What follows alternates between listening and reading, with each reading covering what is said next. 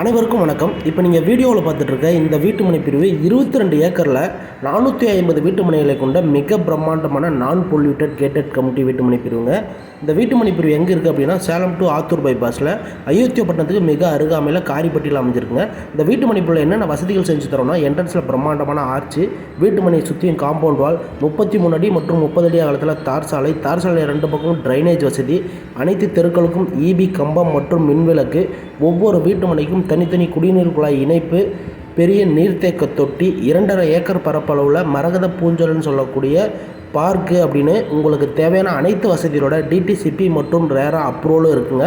அது மட்டும் இல்லாமல் 70% நம்ம மார்க்கெட் வேல்யூலேருந்து உங்களுக்கு லோனும் பண்ணித்தரோம். இந்த மாதிரி ஒரு அருமையான இடத்துல நீங்கள் உங்கள் பிள்ளைகளுக்காக ஒரே ஒரு வீட்டு மனையை வாங்கி வச்சிங்க அப்படின்னா, இன்றைக்கி நீங்கள் இன்வெஸ்ட் பண்ணக்கூடிய இந்த அமௌண்ட் ஒரு சில வருடங்கள்லேயே நல்ல லாபகரமாக நல்ல விலை உயர்ந்து உங்களுக்கு ரிட்டனாக கிடைக்குங்க.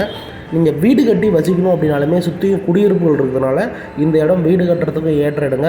நிலத்தடி நீர் மட்டம் பார்த்தீங்கன்னா வெறும் 100 அடி போட்டிங்கன்னா போதுங்க, தண்ணி உங்களுக்கு தேவைக்கு அதிகமாகவே வருது. அந்த அளவுக்கு நிலத்தடி நீர் உள்ள ஏரியாங்க இது.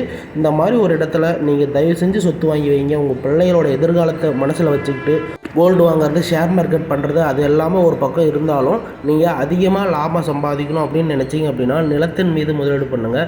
நிலத்தில் முதலீடு பண்ணால் மட்டும்தான் உங்களோட லாபம் பல மடங்கு உயர்றதுக்கான வாய்ப்பு பிரகாசமாக இருக்கும். அதனால் இந்த மாதிரி ஒரு அருமையான வாய்ப்பை மிஸ் பண்ணாமல் கமிஷன் இல்லாமல் அந்த சொத்தை வாங்கணும் அப்படின்னா உடனடியாக ஸ்க்ரீனில் இருக்கிற நம்பரை தொடர்பு கொண்டு வீட்டு மனையை நேரில் வந்து பார்வையிடுங்க. மீண்டும் நாளை சந்திப்போம். நன்றி, வணக்கம்.